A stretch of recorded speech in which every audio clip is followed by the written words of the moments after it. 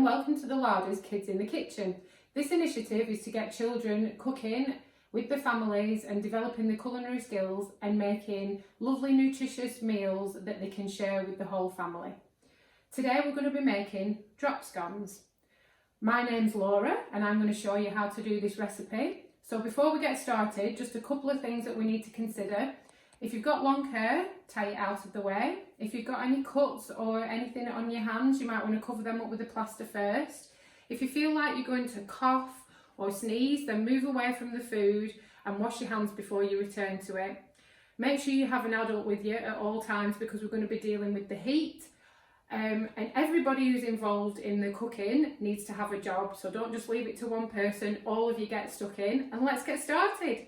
Right, so before you start any cooking, you're going to wash your hands as thoroughly as you can. Nice hot soapy water, get them really clean. Sing happy birthday twice, we all know that song. And then when we've done that, we're going to go through the utensils that we need. So I've got a plate here to put my yummy drop scones on when we've finished them. We need a bowl for mixing. We need a big spoon for measuring out, a whisk, a small spoon for measuring, and then a cup, not a mug, a smallish cup, a jug and a frying pan. So those are all the equipment that we need. And then for the ingredients, we need some oil for the pan, we need some plain flour, we need some sugar, some baking powder, a pinch of salt, some milk, and then I'm going to grab my bowl and my cup, and I'm going to put the flour in the bowl to start with. So we're going to get 2 cups of the flour.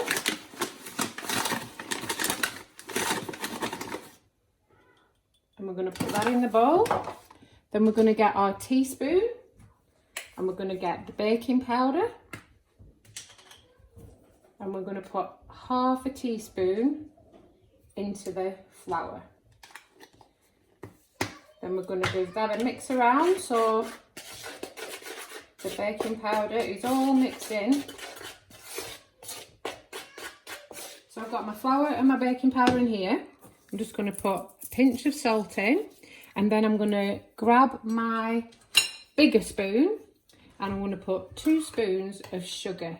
I've got caster sugar here, but you can use just normal sugar as well, whatever you have. And then make sure you mix all that in again so it's well distributed. So I'm just going to put this to the side for the minute, and then we're going to get a jug. If you have a jug, get a jug that has got millimetres on it, or we can still use the mug, it's up to you. So don't worry if you don't have a jug. So we're going to get the milk, and we're going to either put 2 cups of milk or 300 millilitres of water, of milk in there. Then when we've put the milk in, make sure you screw the tops back on in case you knock anything over. You don't want to get it everywhere. Then we're going to get an egg. I'm going to crack the egg into there. We'll put that in the bin later. And then you can get your whisk, or you can get a fork. If you've got a fork instead of a whisk, a fork will do. And you can whisk that together. Try not to get it everywhere, but it doesn't matter if we get a bit messy because we can clean up after, can't we?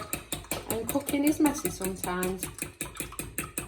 So we're going to whisk that all together until you can see that the yolk of the egg is totally mixed in with the milk. And it'll go a little bit yellowy. And that's what you want. So now I'm going to put my egg and milk mixture into my dry ingredients. Now you can do that with your fork, a whisk, or if you've got a wooden spoon, whatever you've got. Don't worry if you don't have all of this equipment because other things will work. So we're just going to put that in.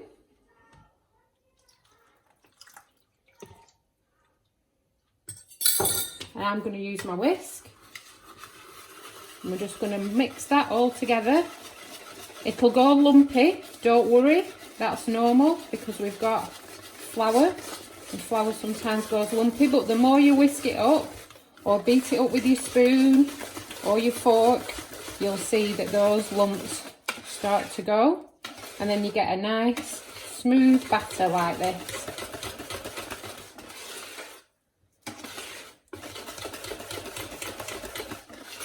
So there we go.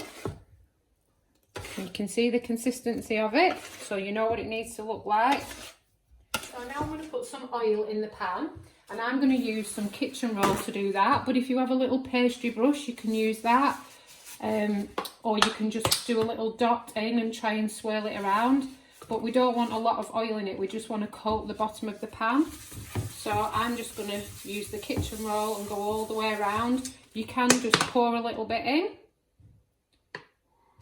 and just use the cloth to go around like this, and then we're going to turn the cooker on and we're going to put it on a medium heat, so that is about 5 on mine.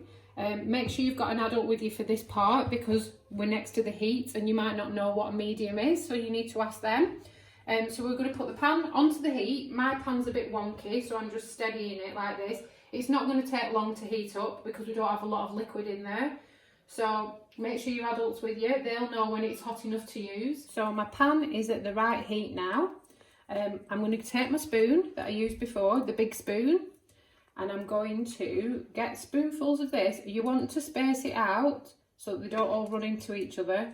And when you bring your bowl over so you don't slop it everywhere, and then just drop it onto the surface of the pan. They'll move around a little bit, that's fine, but they will stop and they'll start to warm up and they'll make a crust on the bottom, and then you can see where they've stopped running and you can place another one down. I'm just lifting this up because I've got my wonky pan. If you've got a wonky pan you might want to lift it up and then it stops the mixture running, and then they won't run into each other, but they soon set on the bottom, so you can move on to the next one when it does that.